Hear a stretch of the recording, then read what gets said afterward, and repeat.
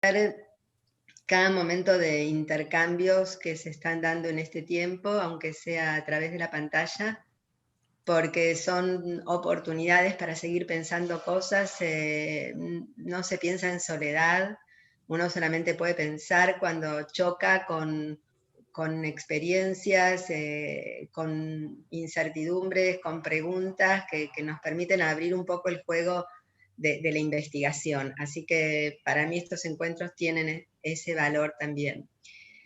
Bueno, me gustaría empezar leyéndoles un poco la idea que venimos trabajando, es la idea de una pedagogía de la interrupción. A medida que vayamos avanzando en estas 2 horas, se va a ir abriendo un poco más la idea sin pretender ninguna definición, sin pretender ninguna clasificación, y casi que ni siquiera me interesa nombrar mucho la escuela, porque cuando uno nombra la escuela se ve casi como obligada a someterse a una imagen, a someterse a una idea, a tratar de encontrar alguna nueva finalidad. Y creo que por ese sendero no avanzamos demasiado. Me interesa sobre todo pensar la experiencia sensible que tenemos cuando nos encontramos con otros, con otras, con los pibes, con las pibas, con compañeros, compañeras, y es lo único que me interesa. Si eso se llama escuela, no se llama escuela, creo que viene después y no tiene demasiada importancia. Pero pensar la experiencia sensible y pensar las consecuencias de la experiencia sensible, creo que sí, es lo único que importa. Entonces quiero empezar leyendo una escena que escribió un compañero nuestro, que además de estar en el equipo, es docente de una escuela secundaria y de profesorados de la provincia. Leo. Una camarita apagada. La que está al lado también. La de arriba amaga comprenderse y se apaga y mutea. Entran un par con una foto de perfil que parece sacada del feed de Instagram. Y de pronto, como cada comienzo súbito de clase, sin previa al que nos acostumbramos, ya está el grupo completo y esperando. Si bien la lista de cursantes es amplia, suelen conectarse 10 o 15, mayoría sub-25 y con buena onda. Nunca jodí para que prendan la camarita. Es más, cansancio obliga. Siendo sincero, algún que otro jueves aproveché el hábito y también oculté la cara en el apagón general. Laura siempre interviene. Como la mayoría está muteado y a oscuras.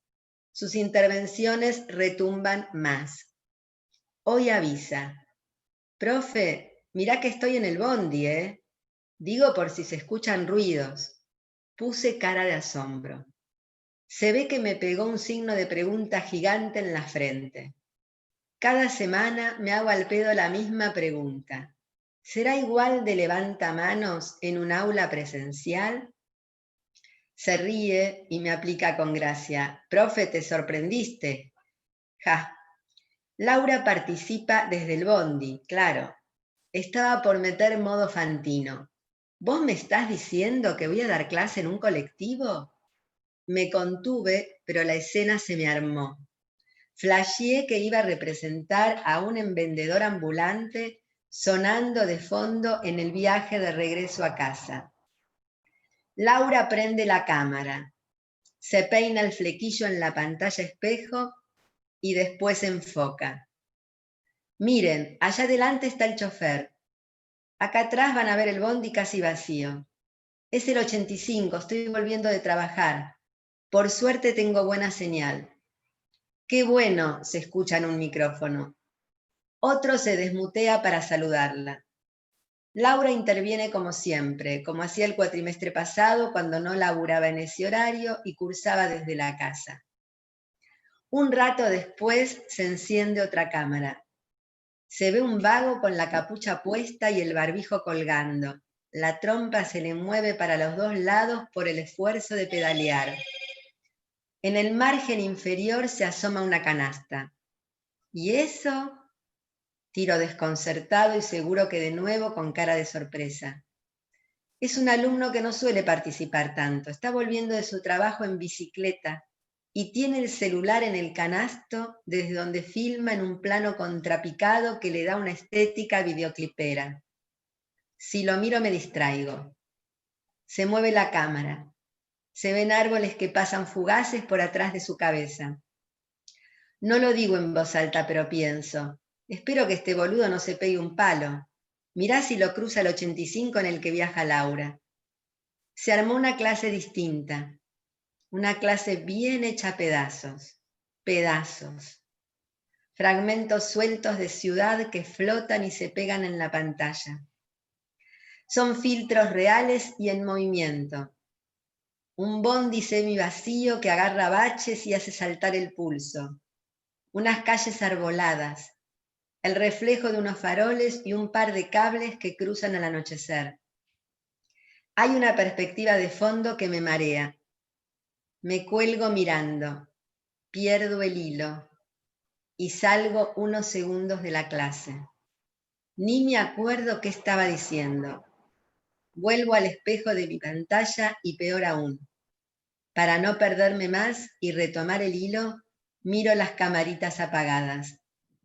Esa oscuridad me permite concentrarme y continuar hablando. Cuando leemos esta escena, cuando Leandro escribe esto que vivió y lo hace circular y queremos pensar qué hay ahí, tenemos que cuidar mucho con qué lenguaje pensamos que hay ahí, cosa que no se nos pierda justamente la experiencia sensible y no caer en esas grandes especulaciones abstractas que ya hablan de generalidades y pierden eso que circula no solo en la escena, sino que a partir de la escena circula en un pensamiento que se pregunta ¿y ahora cómo? Que se pregunta ¿qué hay acá? Que se pregunta cómo extraer consecuencias de estos escenarios en ruinas, pero no en ruinas simplemente por lo que nos está pasando, sino porque este tiempo nos expone, como otros también, solo que no lo sabíamos ver, a la crudeza de lo que viene roto. Entonces yo escribí unas líneas que permiten seguir bifurcando, darle alguna vuelta a aquello que tal vez virtualmente está navegando en esa situación y que no tiene nada que ver con un discurso académico, que no tiene nada que ver con el discurso de una definición, pero que yo creo que guarda señales de la posibilidad de un esbozo de un pensamiento. Lo voy a leer. Después vamos a charlar no solamente sobre lo que ustedes escucharon, no solamente sobre la pregunta, no, ¿qué es eso? No, ¿esto es una escuela? Esas serían las preguntas tramposas. ¿Qué es esto? ¿Es una escuela? Tramposa porque lo que busca es hacer que la realidad y la imaginación, y lo que tenemos en la cabeza como representación coincidan. Y si no coinciden, le adjudicamos la cualidad de déficit. Y de eso me quiero escapar. Entonces hay que cuidar que el ritmo de la escena, no lo que dice literalmente, el ritmo de la escena siga funcionando en el ritmo de una escritura que pretende pensar algo y hacerse una pregunta, más ligada a de qué se trata esto que nos pasa, cómo seguimos, qué hay acá, qué ligarla a qué es esto, o cómo reponer lo que no hay, o cómo pasar rápido por esto que no nos corresponde para reponer la lógica y la estructura en la que sentimos que ahí sí funciona algo, y ahora lo digo, de la escuela. Entonces voy a leer lo que escribí. Escuché por ahí que estamos en la escuela. Se prende, se apaga, se mutea. Eso es lo que dice la escena. En la escuela se prende, se apaga, se mutea. Ahí ya hay algo que disuena entre una representación y un choque. Sigo. Entran. Fotos de perfil entran. 4x4. Fotos carnet. Car NetApp. Car Netflix. Car NetPocket. Car Net Amazon. Ese que llaman profe suspira aliviado. Pantalla negra, apagón. Esos que llaman estudiantes son los que lo habilitan a la pantalla negra, apagón. Vayan viendo cómo con otro lenguaje voy poniendo el ojo en aquello que hace pregunta por su choque. Ese que llaman profe está habilitado por lo que despliegan esos que llaman estudiantes. Ahí hay algo que disuena en nuestra representación. Escuela. ¿Cuál es? Secuela. Secuela. Sea cual sea. ¿Secuela Bondi? ¿Secuela Laura en el Bondi? ¿Secuela profe sigiloso y tímido? ¿Secuela una llamada? ¿Secuela una escucha? ¿Se cuelgan? Dicen que es escuela. ¿Qué se cuela? ¿Qué se cuelga? ¿Chofer? ¿Vendedor ambulante? ¿Rostros embarbijados? ¿Traqueteos en el empedrado? ¿Trayectos del laburo a casa? ¿Energías juveniles? ¿Los que se arriesgan al servicio público en tiempos de pandemia? ¿Las fracturas sociales? ¿Las calles arboladas? ¿Los itinerarios de la capital al conurbano? Lo que se cuela es en la mirada de Laura, en la chispa del profe, en el guiño entre ambos, en la atmósfera que traspasa la pantalla. Si se cuela es que hay más que uno. Más que uno con minúscula y más que uno con mayúscula. Porque más que uno con minúscula es que hay otros, más que uno con mayúscula es que hay más que un razonamiento, más que una coincidencia, más que una lógica, más que una manera de definir, de habitar y de pensar algo. Si se cuela, hay más que uno con minúscula y hay más que uno con mayúscula. Dicen escuela, mezcla turbia, confianza a ciegas. Algo nos junta. Tenemos una cita. Circunstancias de choque, interrupciones, consecuencias, experimentación. Ojo con la palabra indicada.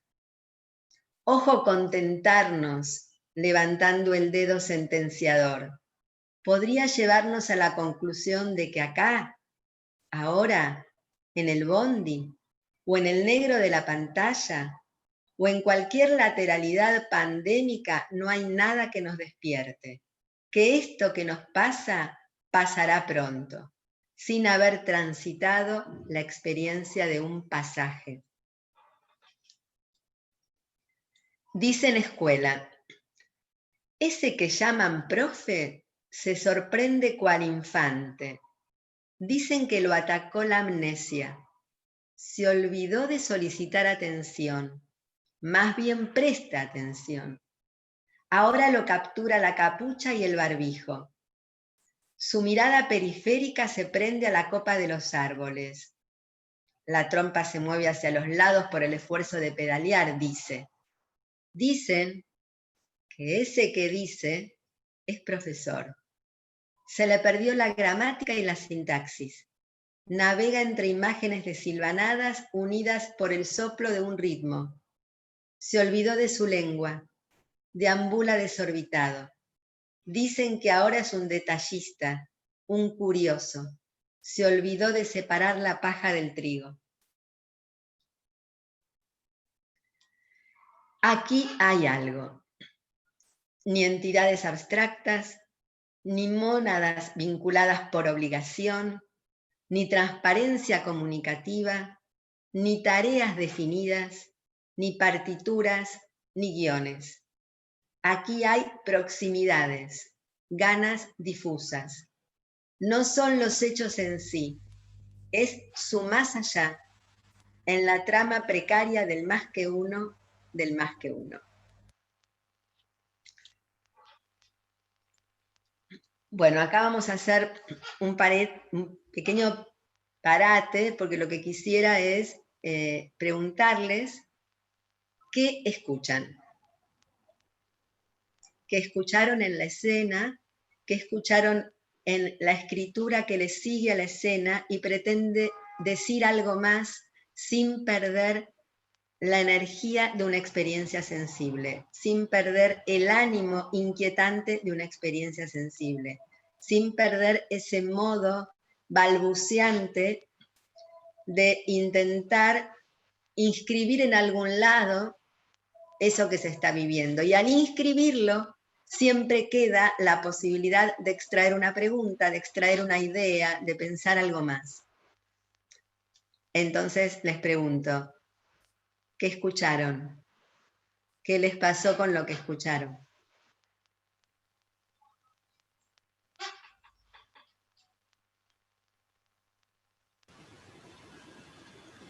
Yo me escuché a mí misma, me vi reflejada en estos días de incertidumbre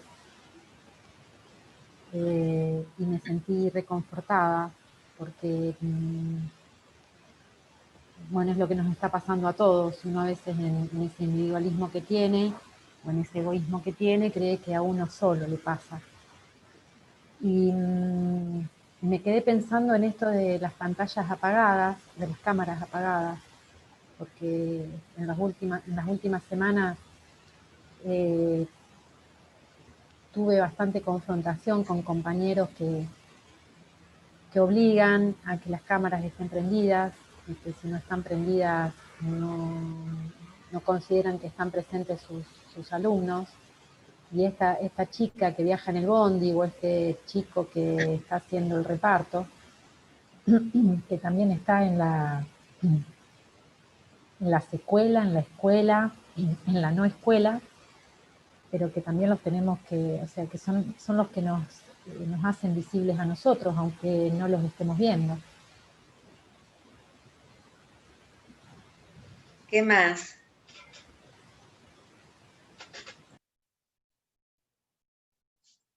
¿Qué más? ¿Qué otros? Para mí, lo difícil de enlazar la pantalla con el otro lado. ¿Cómo podemos unir, anidar, no unir, anidar, enlazar a todos estos que a veces no los vemos, que no están con la inicial del nombre, y yo como profe, ¿no? Qué difícil es hacer un nido. Pero aquí había un hilo. Un nido. Había un nido y había un hilo y había un enlace. Acá hay algo que me gustaría poner también en discusión. ¿Qué es un enlace? ¿Qué es un vínculo? Enlazar.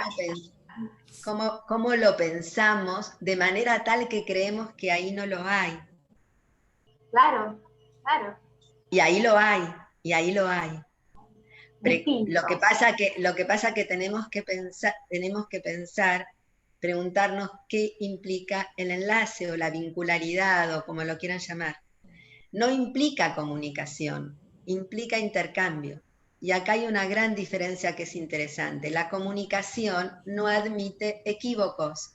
Digo, la comunicación tal como está pensada en la escuela o como está pensada en un lenguaje que supone que comunicar es compartir un código.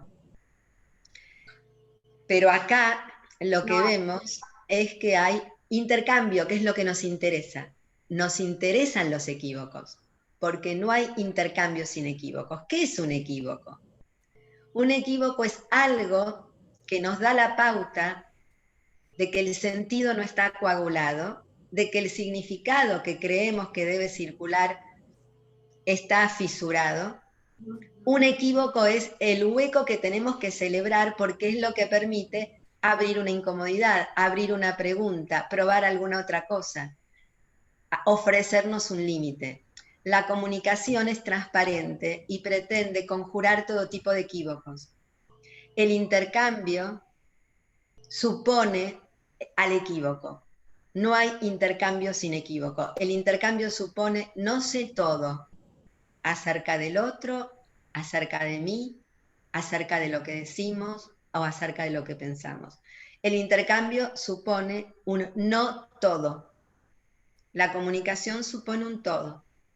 Cualquier elemento desconcertante en la lógica de ida y vuelta y en la lógica del código común, se lo conjura, se lo interpreta, se lo deriva, se le adjudica un déficit. Entonces, lo primero interesante es que hay que sacarse de encima la lógica de escuela, porque si no, eso que leí viene cargado con un déficit, viene cargado con lo insoportable, viene cargado con el por ahora es lo que podemos, pero no es lo que deseamos. Entonces, bueno, sigamos. Y otra cosa, hablaron del silencio. Y una compañera, Daniela, creo, si estoy leyendo bien, decía que los obligan a prender la camarita o no sé qué más. El silencio es parte del intercambio. El silencio viene cargado de un ánimo, de una atmósfera, de la posibilidad de una pregunta. Silencio, intercambio no comunicativo son rechazados por el punto de vista escolar o por una gramática y una sintaxis que considera que estar con otros es compartir un código de sentido, un código de habla, un código discursivo.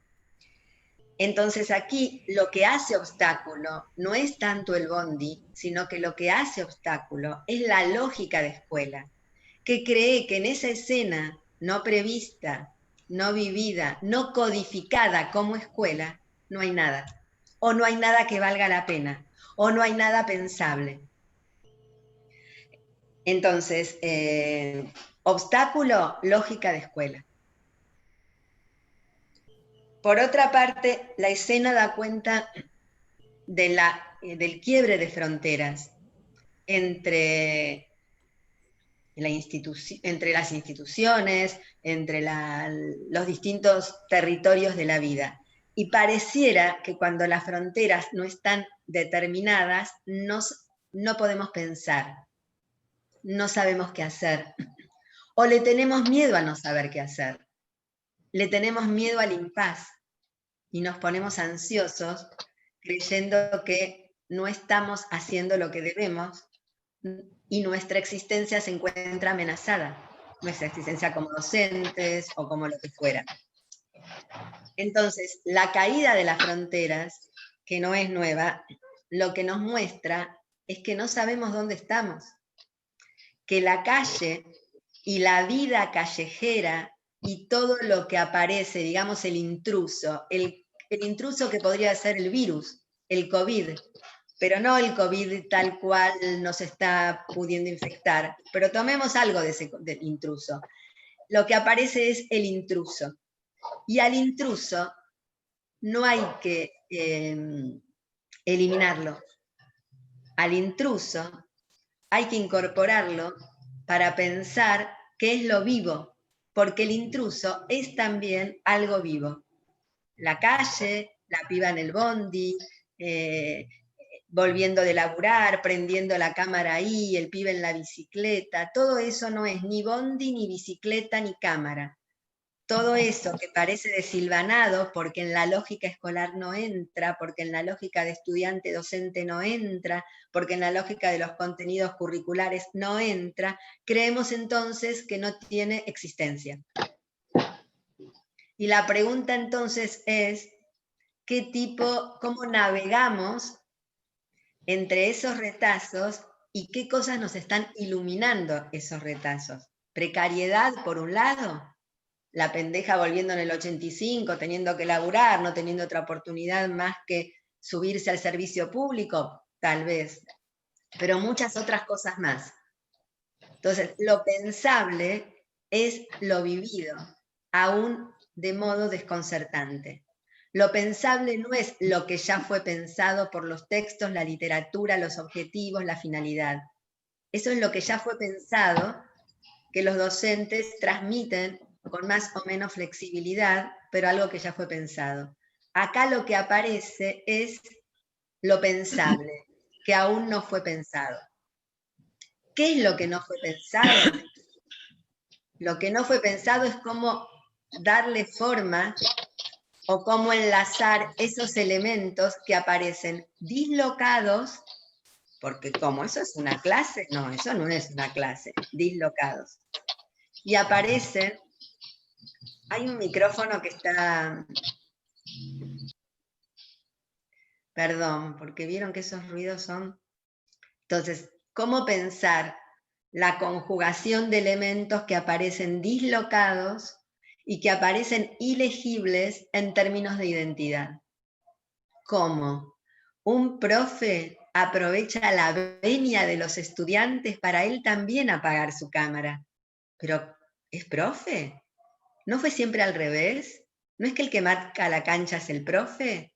¿No es que los alumnos le atienden a lo que él solicita? Entonces, ¿cómo pensar lo que perdió el contorno de una identidad familiar? ¿Cómo pensar lo que aparece fuera de lugar? Cómo vincular esos elementos y convertirlos en un terreno de investigación, de experimentación, de escritura, de una nueva cita,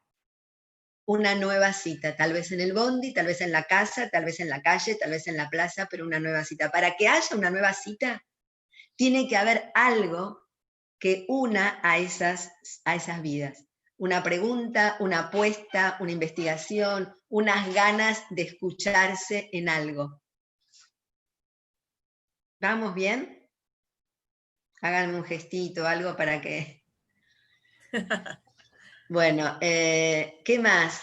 ¿Qué otra cosa escucharon, vieron, les molestó, les incomodó? Lo que quieran. Todo lo que tiran siempre sirve para darle una vuelta, que es lo que estamos haciendo.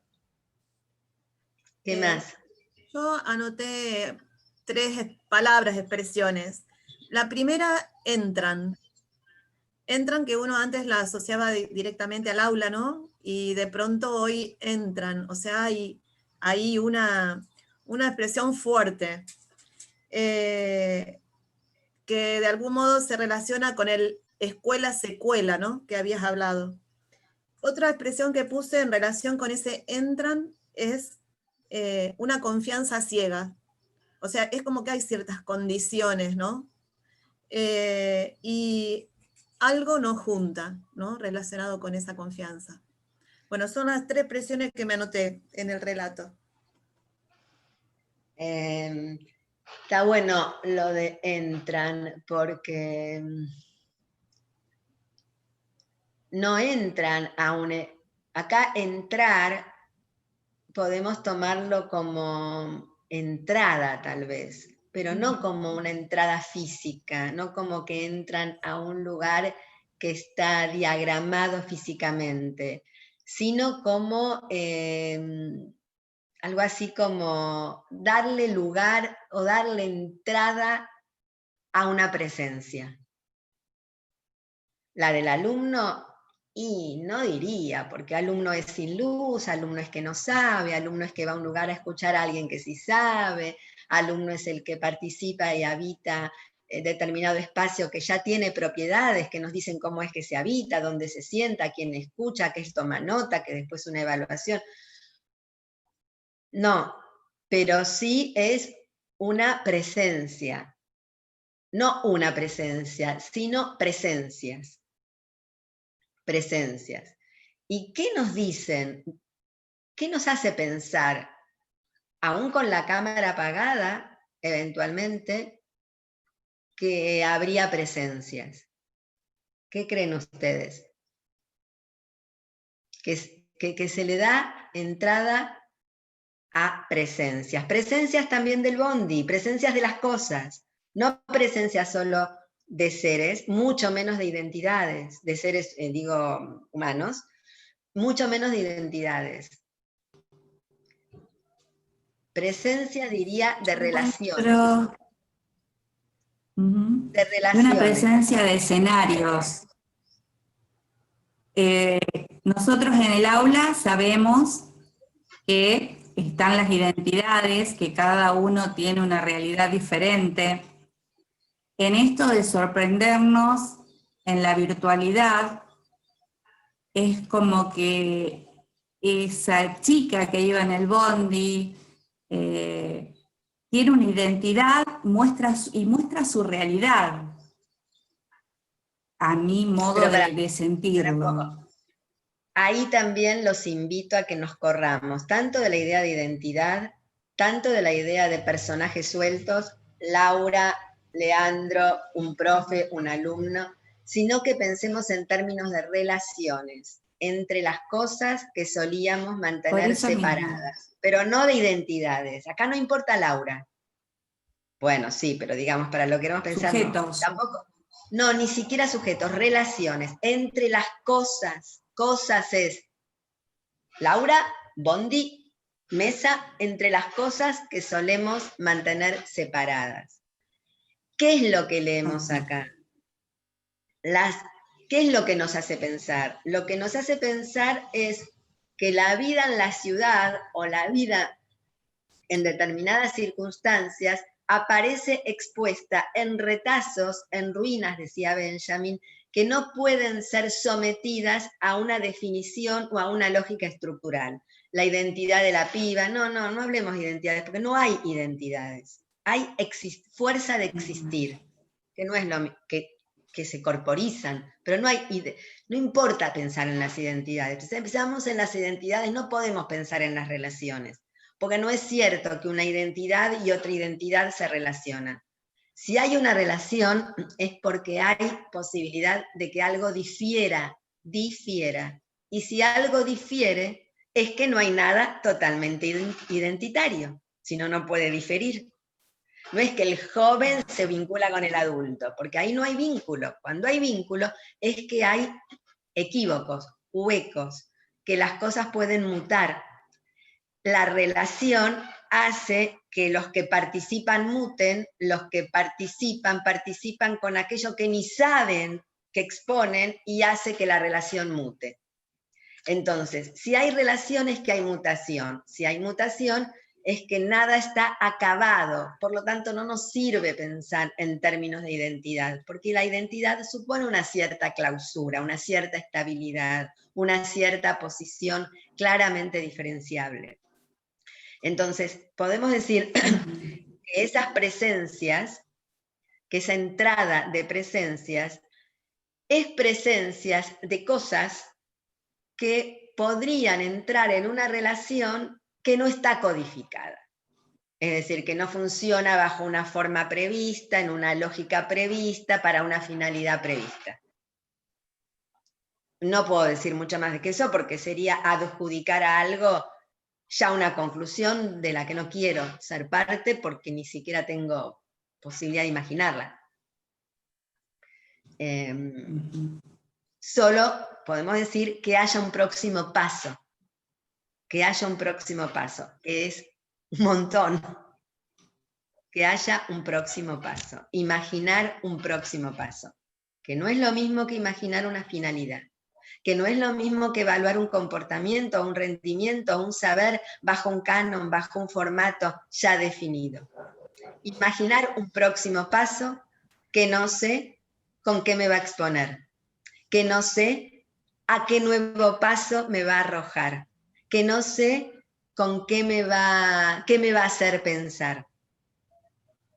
Pero imaginar un próximo paso es la cualidad fundamental de la experiencia sensible, porque lo que tiene la experiencia sensible es la posibilidad de una consecuencia derivada, una consecuencia que se bifurca, no algo que se le suma pero que ya lo sé, no un pedazo de algo que está previsto en mi cabeza y que más o menos viene igual.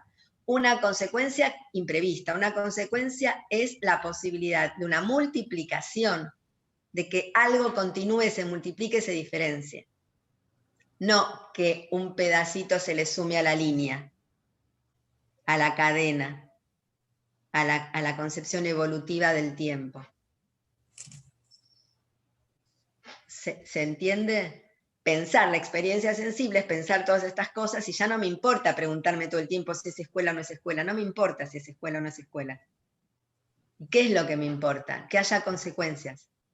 ¿Qué es lo que me importa? Que la imaginación pueda seguir bifurcándose. ¿Qué es lo que me importa? Encontrarme con una materia de pensamiento que siempre es colectiva. ¿Por qué es colectiva? ¿Porque hay muchos? No. Porque un gremio puede tener 1000 personas y no ser colectivo, porque hay un uno con mayúscula. Jerarquía, contenidos identificables, discursos homogéneos, lógica reivindicativa, siempre reivindicativa. No estoy diciendo con esto que no tiene que haber gremios, estoy diciendo que tal vez no sea la lógica orgánica el espacio, sí un espacio necesario, pero necesario no quiere decir susceptible de ser pensado, mutante, diferenciable y politizante en todas las esferas vitales. Bueno, ¿qué más? Yo lo que había pensado, que es un poco lo que vos fuiste relatando después, es que en ese primer relato lo que se podía observar o lo que yo iba sintiendo mientras lo ibas compartiendo es la irrupción de algo que rompía con la representación, con esa lógica representativa de lo que supuestamente era la escuela, ¿no? Entonces creo que es lo que nos fue pasando a todos. Y a medida que ibas, digamos, creciendo en el relato y después nos traías un poco lo que habías escrito, empecé a pensar en la posibilidad, en la oportunidad, en todas las cosas que si logramos salir de esa lógica representativa o de ese deber ser, en todo lo que puede abrirse, en todo lo que nos podemos llegar a permitir.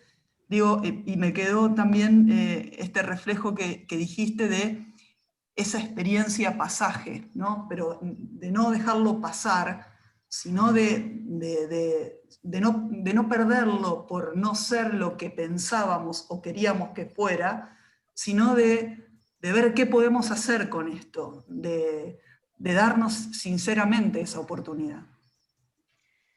Tal vez no podamos saber qué podemos hacer, pero sí podemos ver todo aquello que no veíamos en tiempos, entre comillas, normales, porque no, pero que funcionaba cierta matrix, cierta maquinaria, que nos podía hacer creer que podíamos tapar acá, tapar allá, pero que había una lógica que no ponía en cuestión la existencia. Y hoy, claramente, está en cuestión la existencia incluso de la especie humana, no de los microorganismos, no de la Tierra. Ellos van a seguir existiendo. Para que la especie humana tenga lugar, como dice Isabel Stanger, hace falta otra hermenéutica de lo vivo.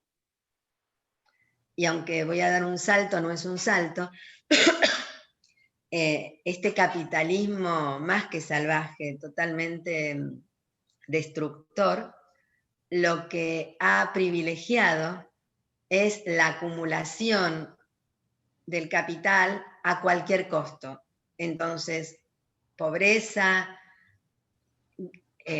contaminación, deforestación, etcétera, etcétera, etcétera, ha producido una imposibilidad de que todo lo vivo pueda en tensión conjugarse. Por lo tanto, no sé muy bien qué podemos hacer. Sí sería interesante que deje, estaba mirando cómo desalojaron en Guernica, cómo la propiedad privada está por encima de la vida, cómo la tierra es solamente apropiada como un capital y no como un territorio a ser poblado. Entonces, no sé qué exactamente podemos hacer, sí sé o sí imagino que no debería hacerse, pero en términos de lo que estamos pensando, de los territorios en los que estamos, sí me parece que no es menor que estas ruinas o que estos retazos iluminan algo de lo que estaba solapado en condiciones de aparente normalidad. Iluminan algo que ya estaba resquebrajado, iluminan un funcionamiento que ya estaba quebrado, pero que ciertos soportes nos hacían creer, algunos más o a otros menos, que básicamente nuestra existencia no estaba amenazada. Entonces, ya poder ver, y que esto no simplemente pase pronto, sino que haya un tránsito, un pasaje, una experiencia virus, y no solamente un virus, ya poder como develar aquello que se mantenía velado, es mucho.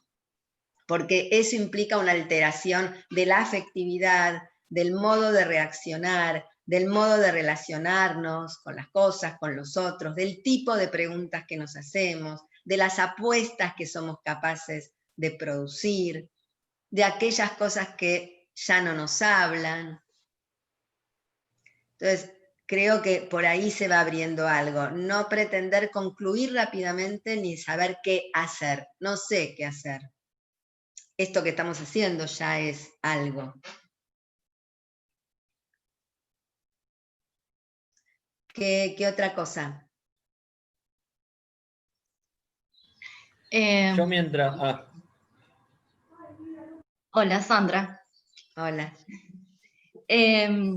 Bueno, yo hace muchos años pienso en las señales y vos hoy las volviste a nombrar.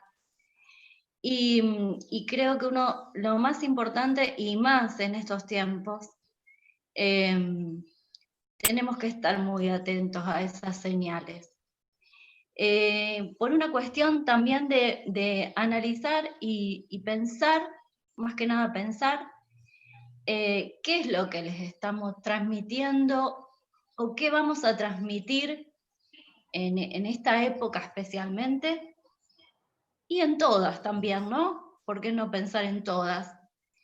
¿Qué huellas vamos a dejar en nuestros pibes? Y yo creo que ahí va esto de esta cosa sensible que tenemos que dejar indudablemente para seguir hilvanando en esas relaciones, ¿no? Creo que va por ahí y estoy más que nunca atentas a esas huellas y a esas señales. Por eso me pone muy mal a veces cuando escucho que tenemos que presentar un informe, que tengo que pasar quiénes son los pibes que se conectaron. Entonces yo el otro día dije, los de siempre. Los que estaban también en la escuela era así. A veces se conectaban y a veces no. Se conectaban con la mirada, se conectaban con una palabra o no se conectaban nunca. Entonces también analizo mucho la palabra conexión y bueno, y estoy en esa búsqueda siempre, en ese pensamiento. Lo que más me interesa es qué les estoy transmitiendo a mis pibes. Creo Bueno, que por ejemplo, va por ahí. Yo creo que también hay algo que se pone en juego en este momento y es la lógica de la transmisión. Porque si hay algo que cae de la función, si hay algo que cae de la distinción adulto que sabe, adulto que prepara ¿para qué? ¿Para qué mundo? Miren lo que nos está pasando. Ya cae la idea de preparación, no hay preparación. Si la transmisión es una lógica de herencia, no, creo que no se sostiene. Si es una lógica de pasar una posta que a su vez debe pasar y que a su vez debe pasar, yo no sé si hablaría de transmisión o hablaría de un donar algo, pero que no sabemos la forma que va a tomar en el intercambio. Cuando leía la escena de Leandro, Leandro estaba tan frágil como los alumnos. En la pantalla somos todos iguales, no hay jerarquía, todos estamos en el mismo plano. La pantalla es bidimensional, las múltiples dimensiones vitales se nos han restringido a todos, lo cual no significa que la vida igual se las arregla para los que quieren poder seguir circulando. Pero ¿cuál es la transmisión si el que tiene la manija es el pibe que se mutea, que se silencia y que ni siquiera podemos hacer la mise en scène que hacíamos en la escuela porque aunque no nos diera bola estaba ahí sentado y nosotros acá? Y eso podía dar una especie de soporte a la existencia del aula, aunque hoy podemos hacer una parodia de eso. Entonces, yo no sé si la idea de la transmisión no sigue siendo válida. Más bien creo que no hay ninguna referencia a la que hay que agarrarse. Más bien hay que encontrar nuevas palabras, nuevas lenguas, nuevas escrituras, nuevos bosquejos, nuevas imágenes, porque aquellas otras se derrumbaron y podemos verificarlo concretamente. Nada de agarrarnos a palabras que están vetustas. En todo caso, si hay algo, como dice Benjamin, del pasado que tiene sentido, es lo que quedó trunco, no lo que se realizó. Y la transmisión en función de una jerarquía se realizó. Entonces, si hay algo del pasado que hay que iluminar, es lo que quedó trunco, lo que no se efectuó, lo que quedó solapado, lo que quedó nebuloso, lo que no tomó forma. Podemos decir, pensando en luchas políticas, que el feminismo toma eso que quedó trunco de un impulso femenino de emancipación y lo actualiza. Entonces no es que no hay historia, pero no hay historiografía, no es que no hay un tiempo anterior, no es que no habría un pasado, pero el pasado no es lo que pasó ayer, hace 3 siglos, o hace 2, o hace 1, o hace 10 años. El pasado es lo que quedó trunco de la experiencia histórica que de alguna manera tomamos para ver qué forma hoy puede adquirir. Lo que quedó trunco no como forma, lo que quedó trunco como energía que no se pudo desplegar, que no pudo hacer una experiencia, que no pudo tomar una forma, que no pudo expresarse creando formas en la existencia humana. ¿Se entiende lo que digo? Entonces, más que agarrarse de palabras viejas, en todo caso, iluminar eso que quedó trunco y ver cómo se lo hace jugar. Lo que quedó trunco, por ejemplo, en la escuela es la posibilidad también de ver que con los pibes no venía solamente una historia familiar que no tenemos derecho de conocer. No venía una identidad. Lo que venía tal vez es una info sobre una vida que se juega con un montón de señales, de modos de existencia que esos pibes traen, pero no el caso particular, sino esa info sobre modos de existencia que la escuela no quería ver, y eso sí quedó trunco. Y con la escena que les leo de Leandro, aparece de la mano de los pibes en este caso, pero tampoco son los pibes específicamente lo único que nos importa, es como que ellos son vectores, que ellos traen información, retazos de una vida actual sobre la que también podemos pensar, pero nosotros también estamos en esa vida, porque también estamos hechos pedazos en el mejor de los sentidos, no en el sentido de destrozo, sino que ya no tenemos una forma omnímoda, somos más pedacitos.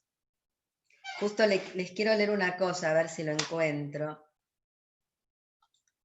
porque viene a cuento de esto. A ver, esperen.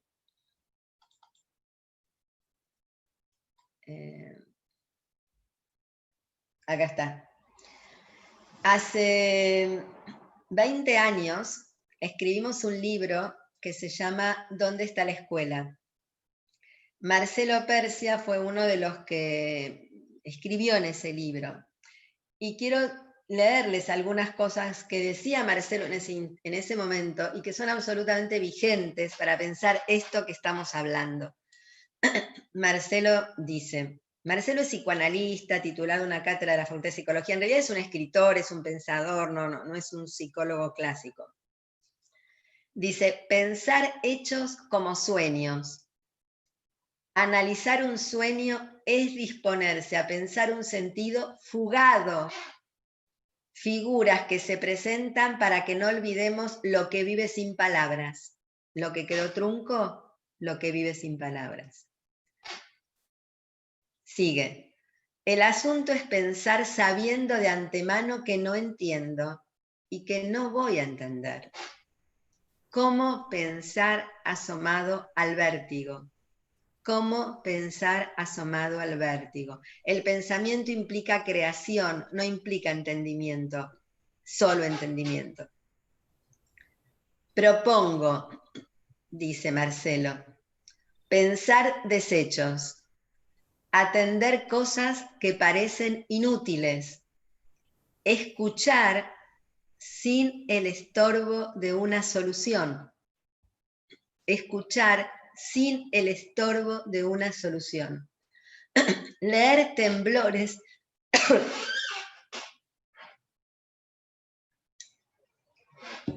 leer temblores omitidos en los informes. Leer temblores omitidos en los informes. Propongo algo que dice Lacan sobre el amor, una presencia que da lo que no tiene. ¿Cómo es eso? Bueno, una presencia que da lo que no tiene. No da explicaciones, no da planes. Eso es lo que tiene. Tiene explicaciones y tiene planes. Queremos una presencia que dé lo que no tiene. ¿Y qué da? Da una perplejidad decidida. Una perplejidad decidida, que parece una paradoja. Porque como perplejidad decidida, sí, decidida a investigar, decidida a sostener el gesto de ir probando lo que puede amplificar la vincularidad, lo que puede amplificar el universo de las sensaciones y de las acciones, lo que puede amplificar la creación de otras formas de existir. Dar lo que no tenemos. Lacan dice que el amor es dar lo que no se tiene a alguien que no lo es. Dar lo que no se tiene es darse imperfecto, es darse fallado, es darse con los agujeros, es darse ignorante. A alguien que no lo es, a alguien que no es un ideal, que no es un ideal, a alguien que no lo es, que no es un ideal, que es una presencia tan fisurada como nosotros y con tantas posibilidades al mismo tiempo. Descolocado, sorprendido, escandalizado, un director se pregunta, ¿qué tengo que hacer? El poder perturbador de una contingencia, sigo leyendo a Marcelo, no reside, el poder perturbador de una contingencia no reside en que desnuda un error, rompe un encanto, arruina un trabajo, sino que recuerda que las existencias desencadenadas son incontrolables. Las existencias desencadenadas son incontrolables. ¿Cómo se olfatea una prepotencia en lo que se presenta como contrariedad? Yo diría que si nos vemos muy exigidos a decir algo acerca de un maestro, diría que es el que olfatea una potencia en lo que se presenta como contrariedad, lo cual puede ser para cualquier otro, pero no me importa, lo tomo también para mi tarea. Y como dice Fernand Deligny, el que es creador de circunstancias, no que transmite, creador de circunstancias, o digamos de condiciones que habiliten la gestación de circunstancias.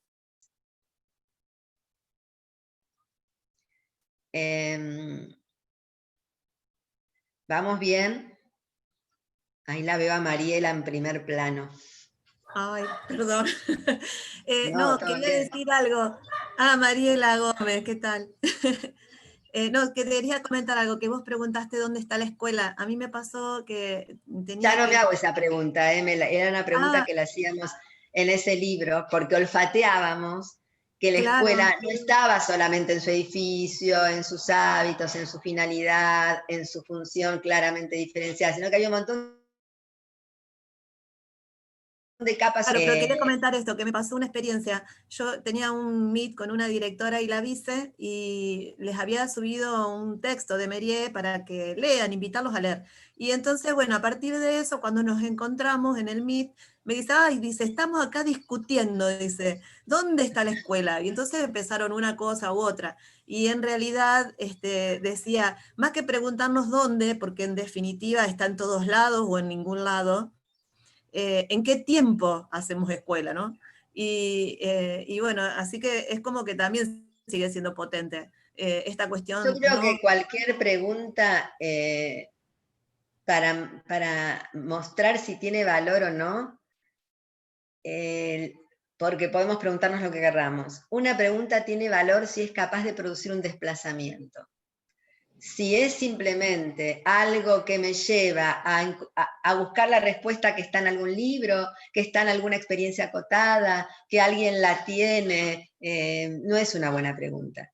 Si es una pregunta que me empuja a un desplazamiento del modo en que hasta ahora he pensado, del modo en que hasta ahora he accionado, del modo en que he participado de cosas que consideraba a priori valiosas, bueno, entonces digámoslo como querramos. No importa, no nos vamos a poner preciosistas en cómo hay que decir una pregunta o si la pregunta de Juan es buena y la pregunta de Pedro es mala. Si quieren preguntarse sobre la escuela, pregúntense sobre la escuela. Siempre y cuando la pregunta no se muerda la cola y se quede parada en el mismo lugar pretendiendo una respuesta que de alguna manera está en un libro, alguien la dijo, es un repertorio disponible. Ahora, si me empuja a un desplazamiento, bueno, digámosla como querramos. Deleuze decía que... como decía, que la solución está en el modo de formulación, que la solución está en el modo de formulación. Por lo tanto, no es menor cómo me formulo una pregunta para saber si es una buena pregunta o no lo es. Pero digamos que lo que hay que atender es a si es capaz de producir un desplazamiento.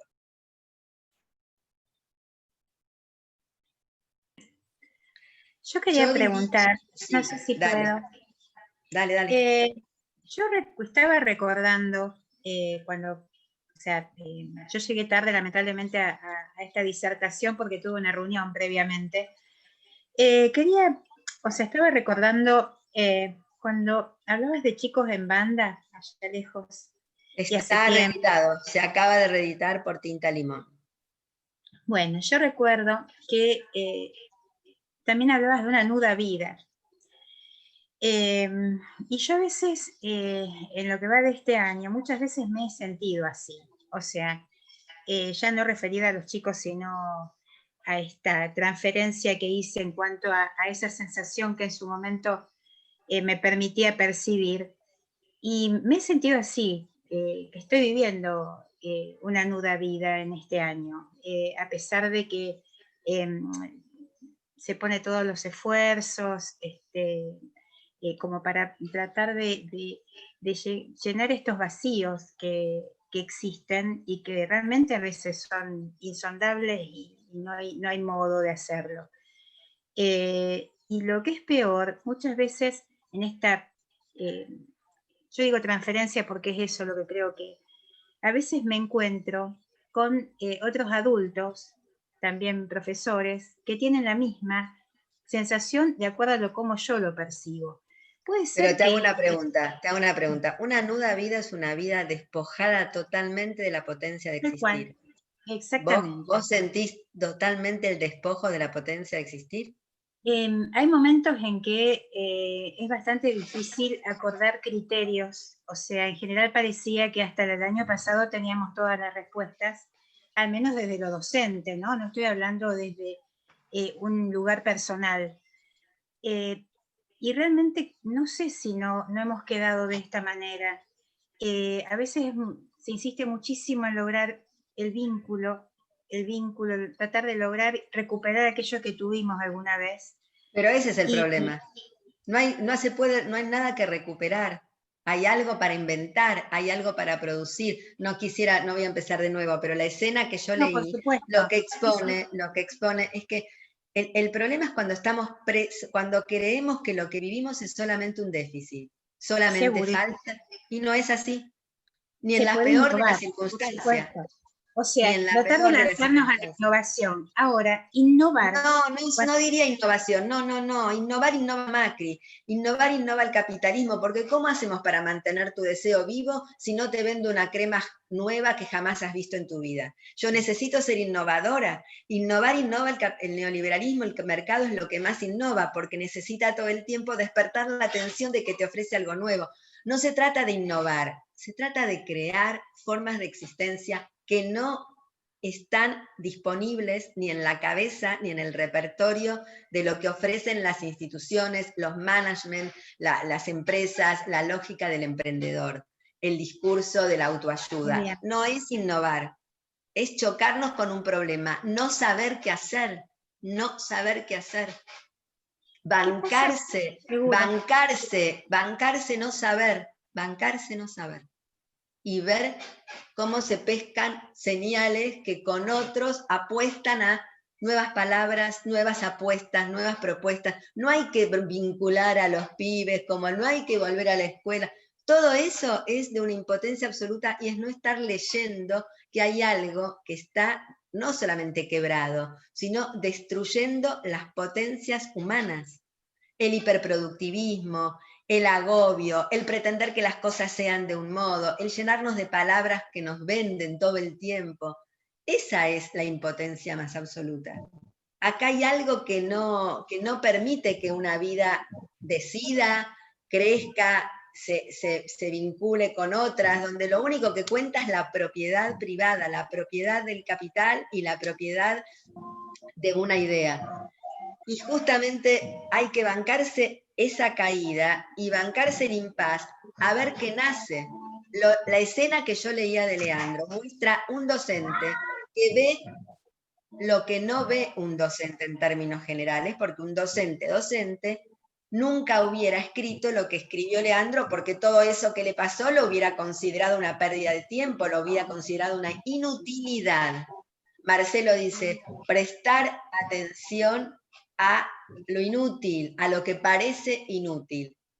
Pibes en el bondi que se enganchan con la cámara, en la bicicleta. ¿Qué es eso? Eso no es una escuela. ¡Qué horror! Me siento horrible. Mirá lo que tengo que ver, no puedo enseñar. Sí, desde ese lugar es imposible crear algo.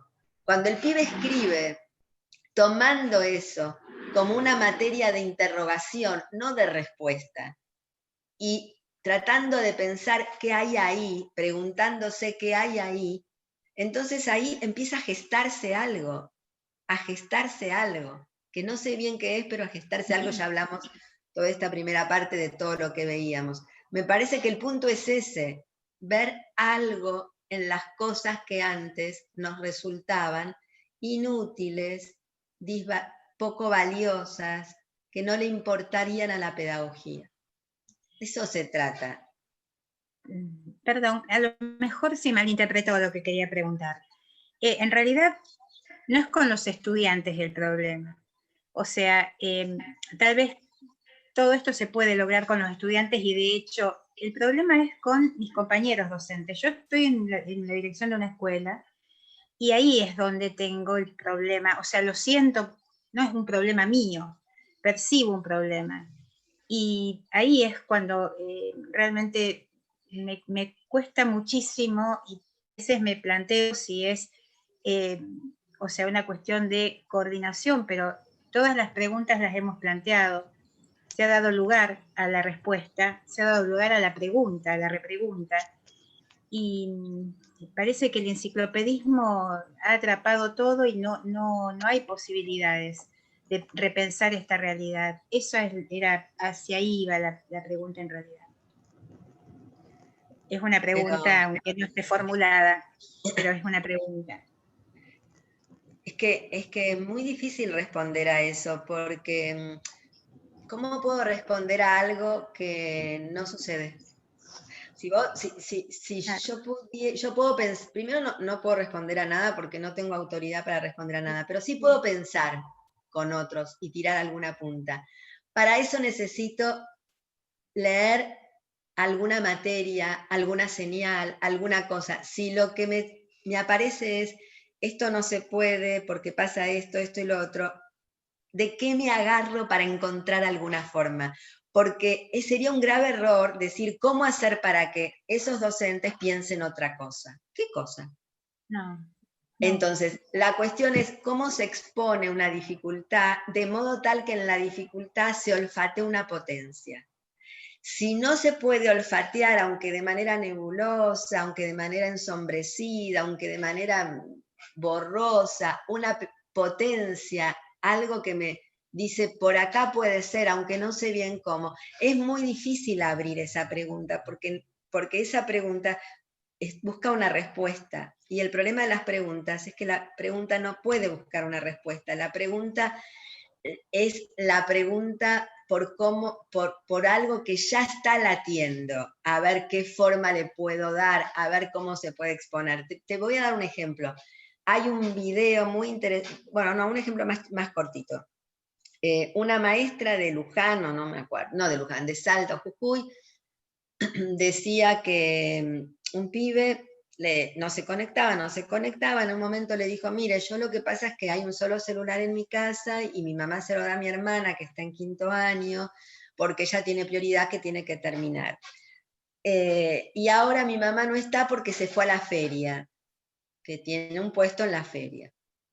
Ah, dijimos, pará, la mamá trabaja en una feria y vos estás en un pueblito chiquito y la feria es al aire libre.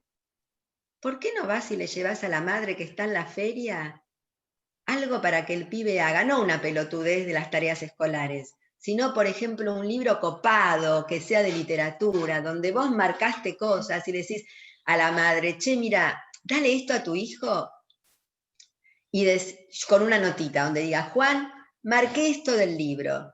¿Qué marcarías vos? Dáselo a tu mamá que mañana paso a buscarlo y se lo pongo por debajo de la puerta a tus compañeros. Y hacemos lo mismo. Eso es una pregunta. ¿Por qué? Porque escuché algo lateral. Ya me olvidé que no se conecta, que no tiene celular, porque no todos tienen celular, porque la exclusión social, porque...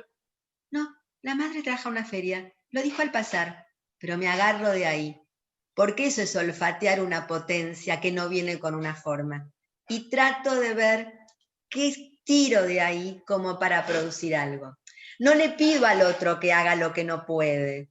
No le tiro un montón de información para que aprenda lo novedoso y lo innovador. No le hago sentir que es un conservador que no cambió nada, sino que escucho a ver dónde aparece alguna lateralidad y me agarro de ahí para proponer alguna cosa. Esa es una pregunta, la que olfatea una potencia en lo que se presenta como contrariedad, pero que aparece de manera lateral. Otro ejemplo. Una madre en Santa Fe le dice a una maestra, no puedo ayudar en las tareas a mi hija Brenda porque no sé leer. La maestra podría decir, bueno, ¿cómo hacemos igual para ayudarle a Brenda? Porque... No, ahí qué era lo que habría que haber hecho. ¿Querés que te enseñe? Decirle a la madre. Ya no es la alumna Brenda y la docente que no puede pensar en otra cosa que lo que tiene que hacer la alumna, y si la alumna no tiene conectividad, entonces ve cómo... No. Ah, ¿no sabés leer? ¿Querés que te enseñe? Pero así, de una, sin grandes formatos, que programas, no, ya que tenemos el Zoom, ya que tenemos esto, ya que puede ser a la hora que quieras, a la hora que yo pueda, a la hora que vos quieras, no tenés que ir a ningún lugar, ni yo tengo que ir a ningún lugar. ¿Querés que te enseñe? Eso no estaba en el repertorio docente-alumno. Eso fue un accidente. Pasó sin que yo supiera que iba a pasar ese accidente. Bacon, que era un gran pintor, decía, ¿cómo ser fiel al accidente? Porque el accidente es lo que me permite hacer un desvío para poder armar algo que es concreto, que cambia la existencia, que tiene efectos en la vida pública, pero que no estaba ni en mi función, ni en el repertorio, ni en el dispositivo. Entonces me agarro de eso y hago algo, pero no mando a hacer capacitaciones, no planteo confrontaciones de discusiones que no llevan a ningún lado, no le hago a sentir a nadie, aunque no lo pueda soportar, que es un arcaico, sino que estoy a la escucha de ver cómo el accidente lo tomo, lo meto y armo algo. Entonces, puedo ayudar a pensar una pregunta donde olfateo accidentes. No puedo ayudar a pensar una pregunta donde se me presenta sin accidentes, porque entonces yo sería una académica, una sabia, una que te viene a decir cómo hacer las cosas, y seguro que vos sabés mejor que yo porque estás ahí. Entonces me parece que la cuestión es cómo tomar nota de los accidentes, de lo que está lateralmente, y ahí una propuesta, y ahí una investigación, y ahí experimentar algo, y ahí invitar, convocar. Es la única manera que se me ocurre. Muchas gracias. No, de nada. ¿Les parece que miremos el videíto que te mandé? Yo mandé 2. Sí, ¿cuál querés, Silvia? Miremos el segundo primero. El de ustedes. Lo que vamos a ver es una obra para televisión que escribió Beckett, el dramaturgo, más o menos entre los 80 y los 90, creo que en 1989, que se llama Quad, Q-U-A-D. Nosotros hicimos una intervención. Pero no, hagamos una cosa, miremos el primero e inmediatamente miremos el segundo, y después charlamos la media horita que nos quede. Miremos los dos, el primero, que es la versión original de Beckett, y luego el segundo, que es la intervención que nosotros hicimos a la versión original de Beckett.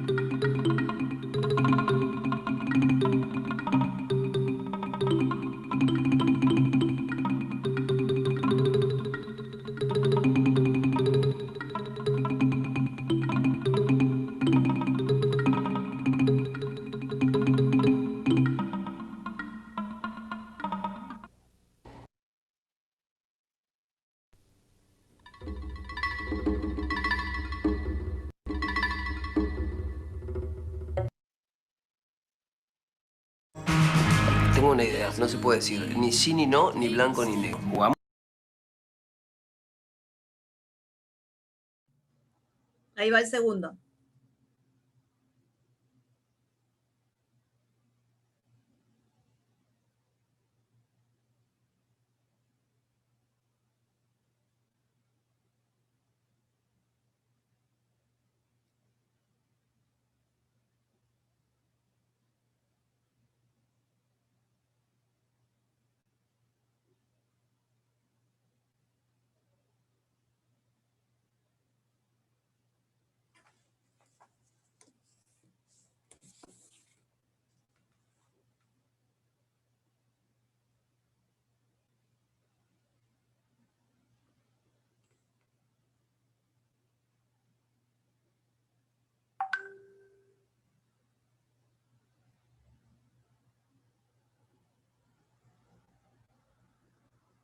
Ahí va.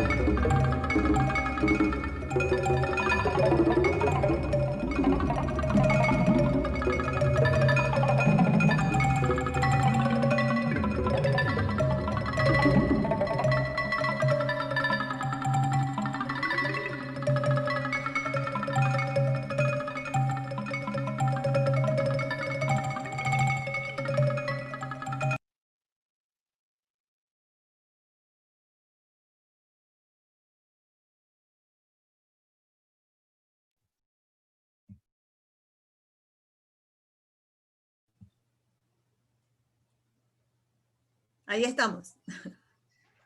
Bueno, ¿qué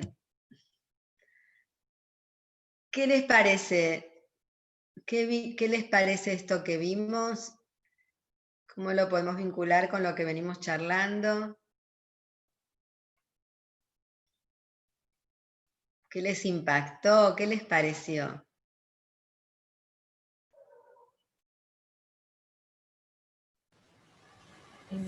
Una idea de desencuentro, de cada uno hace lo que puede, trata de no interactuar con los otros, los evita o los teme. O Camina por los mismos lugares, va y viene. Parece que se van a encontrar, pero después siguen como si no se hubieran encontrado. Y tratan de evitar sus propios temores, además, porque de alguna manera lo que está en el centro es de donde después, me parece, afloran sus temores o lo que no desean descubrir o develar.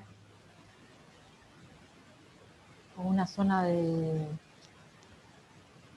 incomodidad o de peligro, que no se puede tocar, no se puede atravesar, porque evitaban ese pozo, agujero negro. Sí, seguramente tendrá que ver con lo prohibido, con lo que no pueden, a donde no pueden acceder, pero no sé si es porque está prohibido o porque lo piensan. Ahí ya tratemos de no ir en el terreno de por qué ocurrirá lo que ocurre, sino que tratemos de pensar qué está ocurriendo. Si yo les preguntara, ese cuadrado, que como bien dijeron, dispone de una cantidad de recorridos, pero muy finitos y muy previsibles. Si ustedes tuvieran que tirar imágenes del cuadrado de la escuela como cuadrado, ¿qué arma el cuadrado de la escuela? ¿Cómo es el recorrido por el cuadrado de la escuela? ¿Qué hay en ese cuadrado? ¿Cómo es un personaje de la escuela recorriendo ese cuadrado? ¿Qué recorre cuando recorre el cuadrado? ¿Qué hace cuando recorre el cuadrado? En la escuela prepandemia. Después vamos a la escuela pandemia. Pero ¿cuál sería? Repetición. Pero ¿cómo sería? ¿Qué hay ahí, por ejemplo? Planteen una acción. ¿Qué hace un docente en el cuadrado? Un docente como el personaje que escribió, que mostró Beckett. ¿Qué hace? Un salón, el profesor lo camina de punta a punta, entre los bancos, hasta el fondo. Bien. El cuadrado también, bueno, es rectangular, pero puede ser la pizarra. Sí, no importa si tiene la forma literal de cuadrado o no, sino me refiero a los recorridos previsibles. Sí. Y reiterados. Un recorrido es el salón, otro recorrido podría ser el pizarrón. La planificación, por ejemplo, podría ser objetivos, contenidos, evaluación, rendimiento, podría ser cuadrado. Los informes que hay que entregar bajo un formato muy canonizado, muy moldeado, podría ser cuadrado. El ciclo lectivo en sí es un recorrido. El recreo que solamente se sale al recreo cuando está indicado el horario y no cuando los pibes están cansados. Tal vez no tienen ganas de salir al recreo a las 10 que suena el timbre, pero sí, porque están recopados laburando, pero en una de esas a las 11 sí, pero a las 11 no sonó el timbre. Bueno, cuadrado, ¿no? Un formato previo al que hay que acomodarse, uno puede recorrer un montón de posibilidades, pero finitas, previsibles, y no es el cansancio, no es el trabajo, no es la tarea, no es la invención de una forma, sino que es una energía disponible y supeditada a un formato previo. La planificación, la distribución espacio-tiempo, los informes, la lógica de las reuniones, la lógica de la capacitación, el que sabe que viene a dar la clase y ahí escucha. Los docentes capacitándose en un montón de cursos que le dan puntaje, pero que son una embolia a 4 tiempos, que lo único que hacen es tirar cosas para qué hay que hacer, o cosas muy sofisticadas, teóricas, pero que no tienen ningún arraigo en el pensamiento, que no sacuden nada, que nada se altera. Bueno, podemos, pero llenar de ejemplos al cuadrado, pensando en la escuela. O sea, la escuela es perfecta para pensar la obra de Beckett. La escuela es un cuadrado. ¿Y qué pasa? El agujero negro, que es alguien decía, no interactúan. Pero ¿qué es lo que haría que interactúen? Llamar a una reunión colectiva, alargar un discurso sobre los grupos, sobre los colectivos. No. ¿Qué es lo que haría que interactúen? Lo que haría que interactúen es la perplejidad decidida de la que hablaba Marcelo.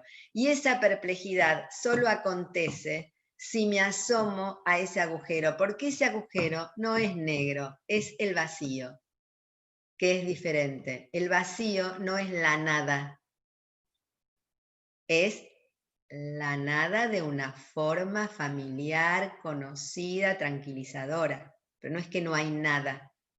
El agujero negro sería la escena que yo les leí de Leandro, donde hay un montón de cosas, donde bulle un montón de vida, pero desilvanada, sin un formato que me resulte familiar y al que pueda transitar. No tiene cuadrado lo que les leí de la escena. Tiene cosas que suceden, relaciones que acontecen, pero unas relaciones extrañas. No es la relación padre-hijo, matrimonio, pareja, heterosexual, normativa, patriarcal, docente-alumno, médico-paciente. No es una relación supeditada a una forma, es simplemente la proximidad de voces y de cuerpos que no saben muy bien qué carajo están haciendo ahí, pero que se dan a una cita, que no es menor. ¿Vieron cuando uno va a una cita, no sé, alguna vez habrán ido, y que no saben lo que va a pasar? Tal vez es un embole y se quieren rajar, y tal vez es algo que les copa, qué sé yo, no sé. Pero bueno, eso es el agujero negro. ¿Y qué? ¿Por qué no hay interacción? Porque no hay proximidad a la ignorancia activa. Porque uno no es que se junta con el otro porque tiene algo para hacer que le indicaron. Se junta con el otro porque hay un problema común que los toma. Ese problema no es resolver algo puntual, ese problema es las ganas de vivir algo con el otro, de merodear una pregunta, hasta el amor también tiene una pregunta, que es la vida de a dos, o si quieren de a tres, ya a esta altura no sé, no importa. Pero no es una pregunta puntual, pero es una pregunta que hace a la existencia, o sea, ¿cómo será la vida con otro, con otra? Ahí hay una pregunta, ¿cómo es esto de estar con otros? Entonces, me parece que el problema de la interacción no puede ser planificada. No se puede, es como que no se puede planificar el enamoramiento. No se puede planificar la amistad. No se puede planificar los grupos políticos.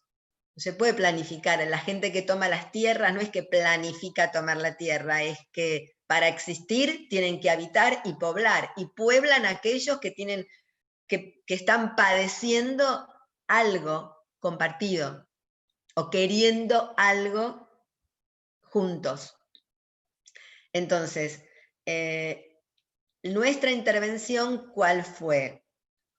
Hacer emerger del agujero negro el intruso.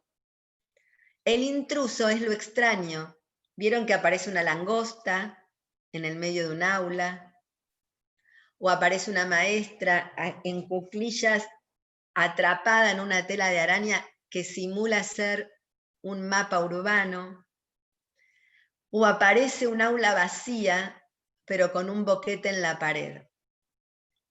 Entonces, el intruso no es ni el boquete, ni solo la langosta, ni solo la maestra envuelta en la tela de araña. El intruso es algo que me descoloca y me obliga a una relación extraña.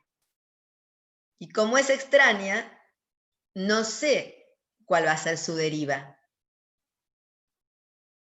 Entonces, me parece que ahí hay algo que es valioso, que es la posibilidad de una nueva relación no se funda en un deber ser, en un ayornamiento, en una innovación y en que los pibes no leen, en los déficits que vamos acumulando y que queremos reparar.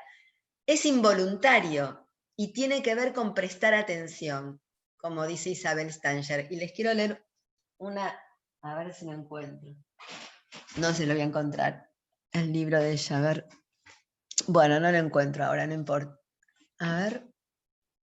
Sí, a ver, bánquenme un segundo.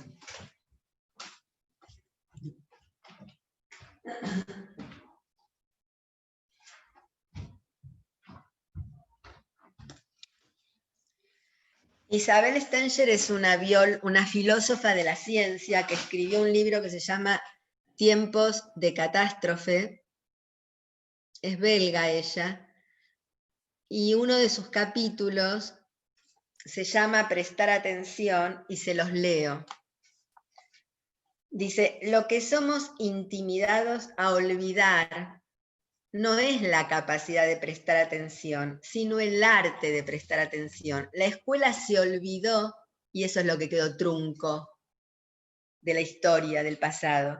Se olvidó, reemplazó prestar la atención como arte por atender a la solicitud de alguien llamado maestro. Es muy diferente responder a la solicitud de la atención hacia un objeto que alguien me indica que tengo que atender, a el arte de prestar atención. La atención no es una capacidad que debe ejercerse según una solicitud. La atención es un arte. La escuela se la olvidó. Comillas. Esa es una de las cosas que quedó trunca. Esa es una de las cosas que hay que traer. Ahí está nuestra relación con el pasado y las ruinas del presente que dejan caer la eficacia de una atención solicitada, permiten ver que entonces hay una atención que es un arte. Y dice, si hay arte y no solamente capacidad, es porque se trata de aprender y cultivar la atención, es decir, literalmente prestar atención. Prestar en el sentido en que la atención aquí no se refiere a lo que es a priori definido como digno de atención, sino que obliga a imaginar, a consultar, a encarar consecuencias que ponen en juego conexiones entre lo que tenemos la costumbre de considerar como separados. Bueno, acá de manera muy gráfica sería atender la relación entre nosotros maestros y la langosta, o la mantis religiosa, dicen algunos. No es una langosta en sí lo que me refiero, sino algo muy extraño a nuestra lógica. Atender al boquete, pero no al boquete, sino a algo que se cuela, a algo que se filtra. No es que tiene que haber literalmente un boquete, pero es que tenemos que imaginar atender a una relación entre nosotros y eso que se cuela sin querer, sin preverlo, sin permiso y con una forma extraña, con una manera rara. Atender a la relación entre esa maestra y ese mapa urbano, que es más cartografía que mapa, porque no tengo la más puta idea de cómo se recorre, cómo aprovechar, qué hacer en esas calles o en ese barrio. E imagino relaciones que nunca hubiera imaginado, porque mantenía separada la calle de la escuela. Cuando digo calle me refiero a vida barrial, no me refiero literalmente calle. Pibe que rapea, por ejemplo, y que tiene, como filmamos en una película hace 10 años, cuya productividad no pasa por una gramática y una sintaxis. Vieron que el rap es una batalla de ritmos y de improvisación. Bueno, ¿cómo atiendo a eso? Que no lo consideraba escolar, como mucho le daba el lugar extracurricular. ¿Cómo establezco una relación entre ese ritmo, esa manera de ver, esa manera de hilvanar y la manera de hacer escuela? No, tengo que hablar de otra manera. Si quiero hacer algo con ese pibe que viene con un flujo re rico, tengo que hablar de otra manera. No puedo hablar sujeto, predicado, objeto directo y creer que todo el habla pasa por ahí. Tengo que pensar relaciones con el lenguaje, que son otras, con otras palabras, con otros silvanes, con otros ritmos. Entonces, el agujero negro lo eludo, no porque está prohibido, no.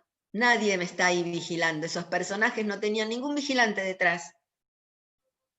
A ver, esperen, quiero ver si es mi hijo. Ay, es mi hijo. Un segundo, le digo que lo llaman. Che, Matu, estoy en una clase, te llamo en un ratito, ¿puede ser? Chao. Bueno, me olvidé en qué les decía, pero bueno, no importa. Más o menos es por donde anduve. Se ve, lo que decía es que los personajes no tienen un vigilante, nadie le está diciendo nada, están solitos. Es el esclavismo, como dice Nietzsche, la servidumbre voluntaria. Servidumbre voluntaria, no hay nadie ahí indicándoles nada. Sí, algo pensó el cuadrado. Hay una lógica de poder que necesita que recorramos el cuadrado y no tomemos tierras, por ejemplo. Repito lo de las tierras porque me quedó acá resonando porque lo escuché recién. Hay una lógica de poder, no podemos ser ingenuos, pero también está el servilismo voluntario, aquel que recorre por miedo a quedarse afuera o por lo que fuera, esas lógicas de poder sin que tenga nadie en la cabeza que le digan hacelo así. Entonces, lo que hay es eludir ese cuerpo extraño. Cuando en verdad, si nos quedamos ahí, vamos a estar desconcertados, vamos a estar perplejos, no vamos a saber qué hacer y tendremos, como dice Marcelo, que preguntarnos cómo olfatear una potencia en lo que se presenta como contrariedad. La langosta es una contrariedad, el boquete es una contrariedad, la maestra enfundada es una contrariedad. ¿Cómo se olfatea una potencia ahí?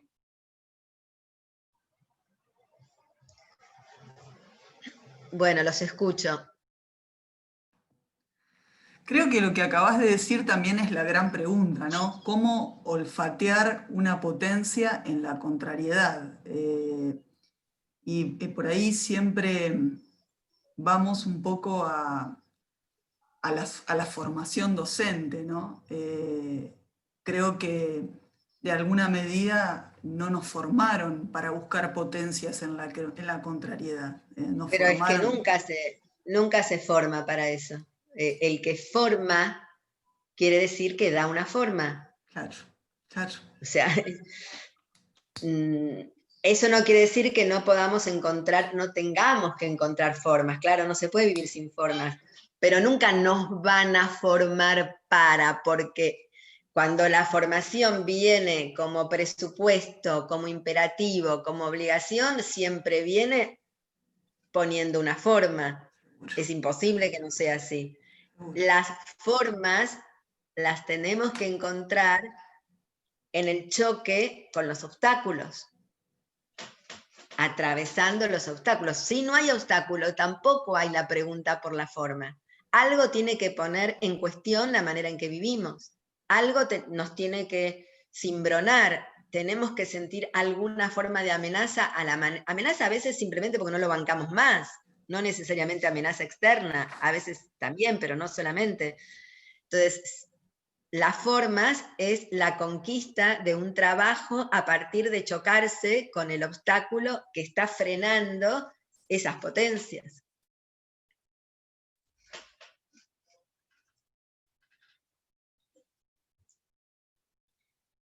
No nos preparan para, no lo nombren nunca más. Porque en primer lugar es ridículo, ¿cómo se va a preparar para la precariedad de la existencia si nadie sabe? Y segundo, no podemos esperar que alguien nos diga cómo se hace mejor.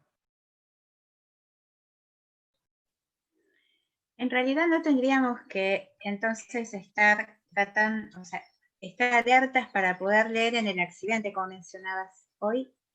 Eso es lo que tendríamos que tratar de ver lo subyacente y no únicamente lo evidente. Sí, leer las contraevidencias. Sí, leer las contraevidencias.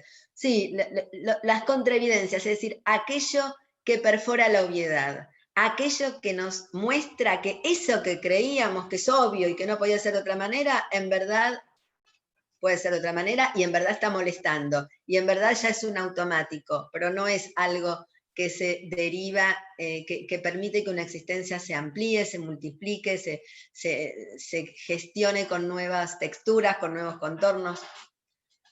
Sí, pero eso es solamente advirtiendo el obstáculo.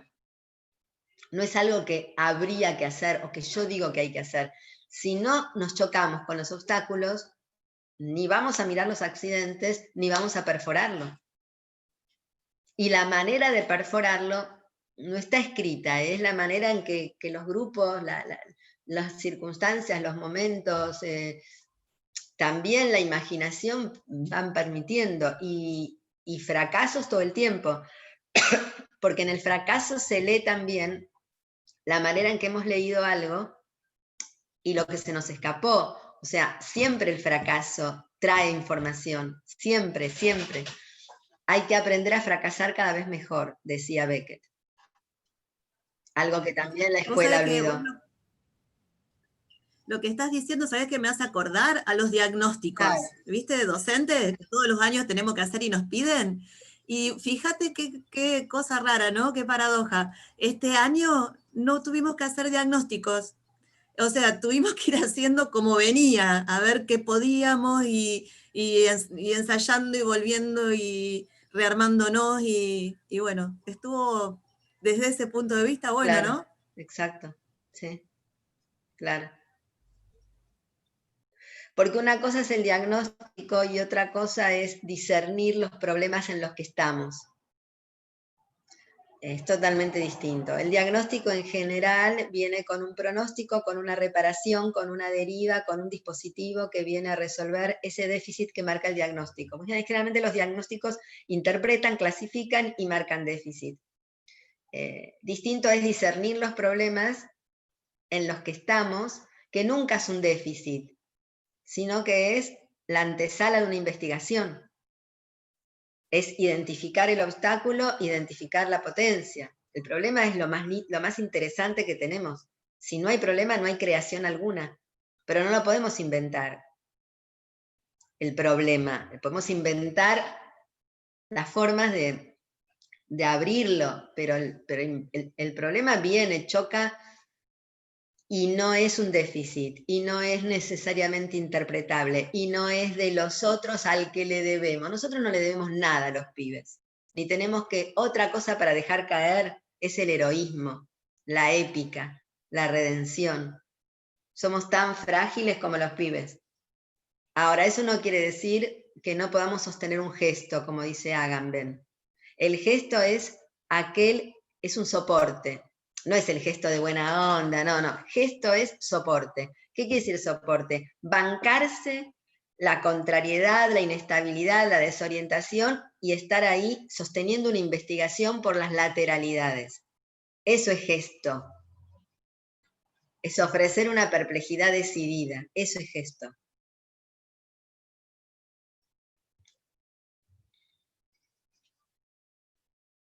Bueno. ¿Algo más?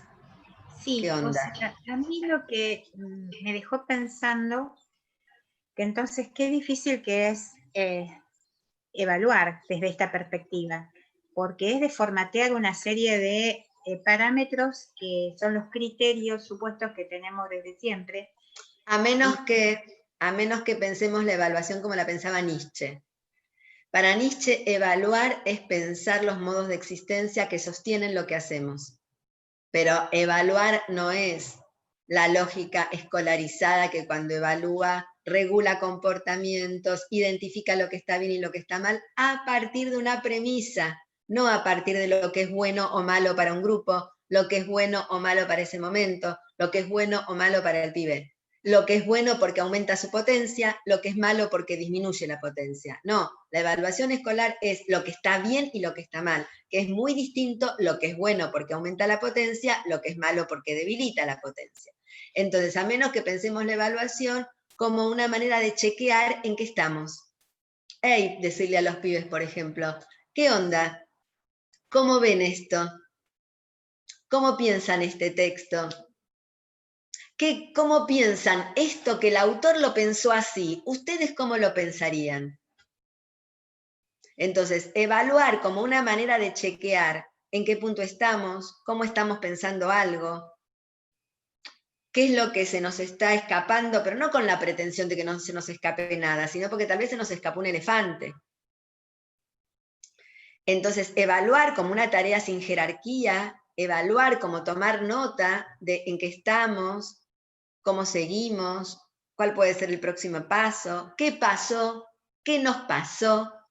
Eso sí, evaluar la manera en que estamos juntos, la manera en que nos vamos sintiendo, lo que vamos viendo, lo que vamos armando, pero eso ni siquiera merece llamarse evaluación y ponerlo en el cuadrito y en el momento y en el día y del cuatrimestre. No, eso es el estado natural.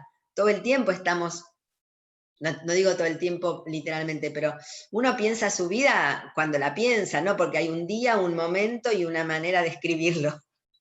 Entonces, si evaluar es leer la manera en que estamos parados en el mundo, frente a las cosas que vemos, que nos pasan, que leemos, sí.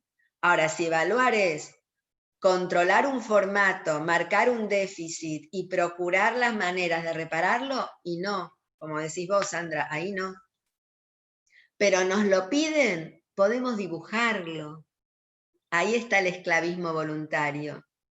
Podemos mentir, como dice un amigo mío, cínico en lo macro, ético en lo micro. A mí, yo no le miento a mis afectos, a los lugares en los que estoy comprometida. Si le tengo que mentir a un banquero, le miento a un banquero y no tengo ninguna culpa. El sincericidio es una pelotudez atómica. A veces es una estrategia mentirle a quien está debilitando una existencia. Eso es estrategia, eso no es ser un deshonesto. La moral es lo peor. La ética es otra cosa. La ética es ser fiel al impulso deseante, ser fiel a los afectos próximos, y afecto no me refiero a sentimientos, sino a lo que me importa, a lo que me afecta, a lo que estoy comprometida. Ahí, ética. Pero al ministro, a la supervisora, al banco, ¿qué me importa? Voy a mentir todo lo que me convenga. Ahí. Entonces, no me vengan a decir que no porque el sistema, pero no porque me piden, porque ya sabemos cómo es. Y esa lógica burocrática no va a cambiar aún que tengamos mejores gobiernos, como desde mi punto de vista es respecto a la gestión del macrismo. Sin duda. Con todo el no poder que tiene, porque fíjense que hoy desalojaron en Guernica, ¿por qué? Por un entramado entre iglesia, terratenientes y jueza. No por una decisión del gobierno. El gobierno frente a un montón de cosas no tiene poder. Los que tienen poder son los grupos financieros, no los gobiernos, pero hay gobiernos que les prestan todo el apoyo para que vivamos cada vez peor, y hay otros gobiernos que por lo menos se la pelean, con todas las limitaciones que también tiene cualquier gobierno. Pero no es todo lo mismo. Estas familias, 100.000 familias que salieron de ahí, rápidamente el Ministerio de la provincia de Buenos Aires está viendo cómo alojarlas y a dónde llevarlas. El macrismo la hubiera matado y le hubiera importado 3 carajos, como lo hizo con Santiago Maldonado. Entonces, no digo que dé igual, no da igual.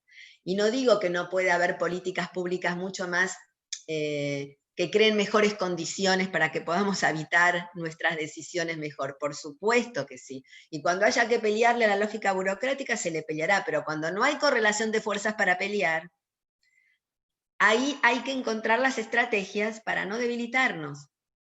Entonces, si tengo que dibujar, lo dibujo.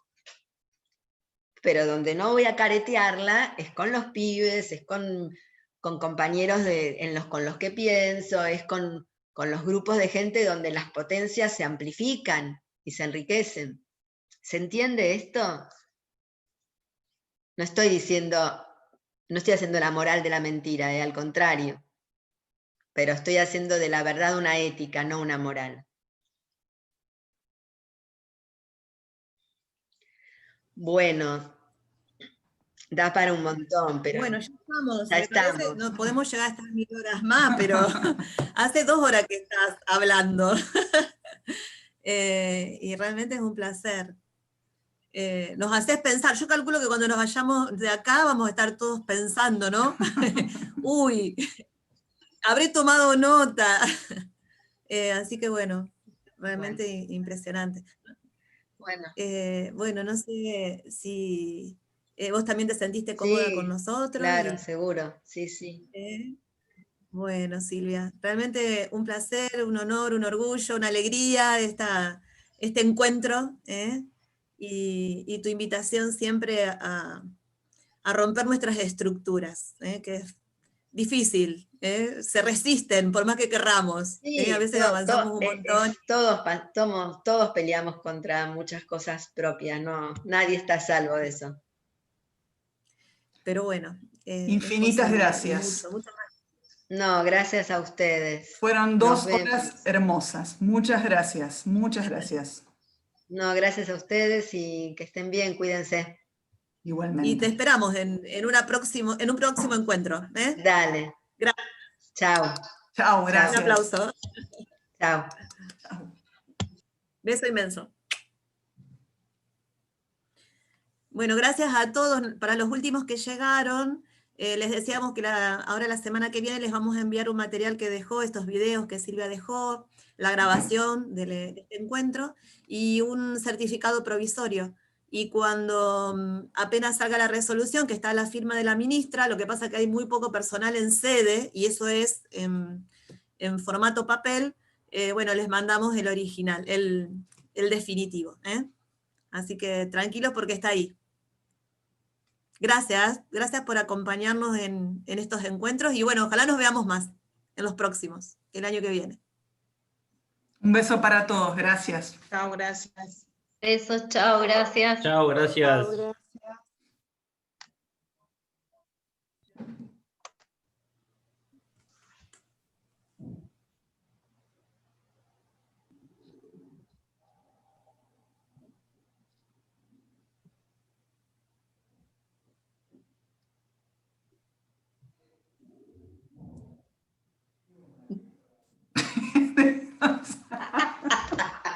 ¿Qué pasa, Marielita?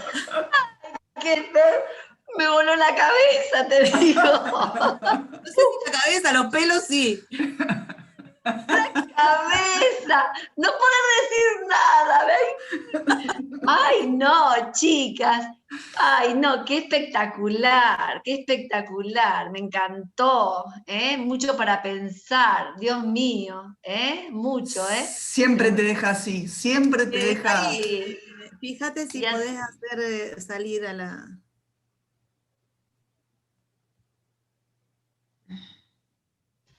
Ahí yo pude.